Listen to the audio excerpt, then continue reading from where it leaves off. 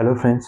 Allergic rhinitis एक India की बहुत कॉमन बीमारी है जिसमें सिम्टम्स की अगर हम बात करें तो धूल में अगर पेशेंट जाते हैं तो वहाँ पे बहुत ज़्यादा छींकें आनी चालू हो जाती है। बहुत बार नाक का इरिटेशन चालू हो जाता है, नाक में बहुत ज़्यादा खुजली महसूस हो जाती है। कई बार नाक बंद हो जाता है, उसके साथ बहुत ज़्यादा छींकें आना और उसके बाद आँखों में खुजली महसूस होना, नाक का लाल होना। तो ये सिम्टम्स एलर्जिक राइनाइटिस में पाए जाते हैं। तो एलर्जी जिसको हम बोलते हैं ये शरीर का जो एक हाइपर इम्यूनिटी हम जिसको बोलते हैं, यानी कि इम्यून सिस्टम का हाइपर एक्टिवनेस, जो हमारी रोग प्रतिकारक शक्ति होती है वो ज़्यादा कई पेशेंट में काम करने लगती है। इसकी वजह से ये जो रिस्पॉन्सेस होते हैं, यानी कि चीखे एक रिस्पॉन्स हो गया है शरीर का प्रोटेक्टिव रिस्पॉन्स, वो बहुत ज़्यादा पेशेंट में देखने को मिलता है। अगर नॉर्मल पेशेंट अगर कहीं मिट्टी या धूल के एक्सपोजर में जाता है तो एक दो छींके आके वो बंद हो जाते हैं। लेकिन जो पेशेंट वो ज़्यादा सेंसिटिव होते हैं, उन पेशेंट में ये कंटिन्यू दिन भर कई बार वो चालू ही रहते हैं। छींके बहुत ज़्यादा आने लगती है, इसकी वजह से नाक बंद हो जाता है। कई पेशेंट में लेटर स्टेज में नेजल पॉलिप बन जाते हैं, नाक के अंदर ऐसे गांठियाँ वगैरह बन जाती है।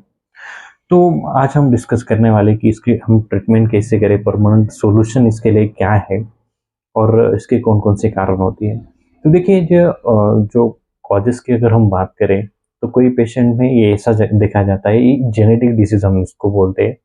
बहुत सारे पेशेंट में ऐसा 70 टू 75% केसेस में जनरली फैमिली में अगर किसी को एलर्जिक राइनाइटिस होता है तो बहुत ज़्यादा कॉमन चांसेस होते हैं कि ये आगे आने वाली पीढ़ी में ये ट्रांसफ़र हो सकता है। और कई पेशेंट में ऐसा पाया जाता है कि जो पोलन्स वगैरह होते हैं जिसको परागन बोलते हैं, उसके एक्सपोज़र में अगर जाते हैं तो वो छींकें आना चालू स्टार्ट हो जाता है।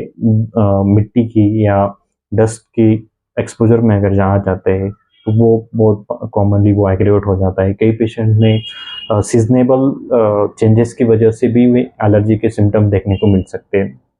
कई पेशेंट में उसके साथ आँखों में बहुत ज़्यादा खुजली आना, पानी आना, ये सिम्पटम्स आने लगते हैं। और जो नाक का जो बहना होता है या जो डिस्चार्ज होता है वो वाटरी डिस्चार्ज होता है, कंप्लीट ट्रांसपेरेंट डिस्चार्ज होता है। और कई पेशेंट में ऐसा भी देखा जाता है कि एलर्जिक राइनाइटिस के साथ स्किन की जो जिसको एटोपिक डर्मेटाइटिस बोलते हैं, जिसको हम एक्जिमा भी बोलते हैं, तो वो भी कई पेशेंट में उसके साथ हो सकता है।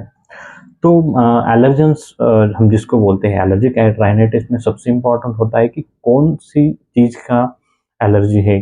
कई पेशेंट में विशिष्ट प्रकार के एलर्जेंस जिसको बोलते हैं, यानी कि उसी के ही एलर्जी होती है। यानी कई पेशेंट को मिट्टी की या धूल की भी एलर्जी होती है। कई पेशेंट में पोलन्स की एलर्जी डिफरेंट हो सकती है। कई पेशेंट में वेदर चेंज की वजह से भी एलर्जी हो सकती है। तो ये डिफरेंट पेशेंट में ये डिफरेंट एलर्जेंस रह सकते हैं। लेकिन सिम्पटम्स के अगर हम बात करें तो सिम्पटम्स ये एलर्जिक राइनाइटिस में दो कॉमनली पाए जाते हैं। अगर हम बात करें तो उसका डायग्नोसिस हम कैसे कर सकते हैं? तो देखिए, एलर्जी का जो कॉमन डायग्नोसिस होता है ये जनरली स्किन प्रिक टेस्ट पे या आईजीई करके जो ब्लड का इन्वेस्टिगेशन होता है इसमें वो बड़े हुए आते हैं। जो मार्कर्स होते हैं वो इंक्रीज हो जाते हैं, आईजीई इंक्रीज हो जाता है ब्लड में। तो इसका अगर हम ट्रीटमेंट की अगर हम बात करें तो सबसे इम्पोर्टेंट, ये जो बीमारी है ये हमारे जेनेटिक, बहुत बार ये जेनेटिक होने के कारण इसका मॉडर्न मेडिसिन में क्योर हम नहीं बोल सकते। यस, टेम्पररी उसको सॉल्यूशंस जो हम लेवोसिट्रिजिन या स्टेरॉइड देके पेशेंट को अच्छे से स्टेबल कर सकते हैं, लेकिन परमानेंट सॉल्यूशन के लिए मॉडर्न मेडिसिन में कुछ मेडिसिन अवेलेबल नहीं है।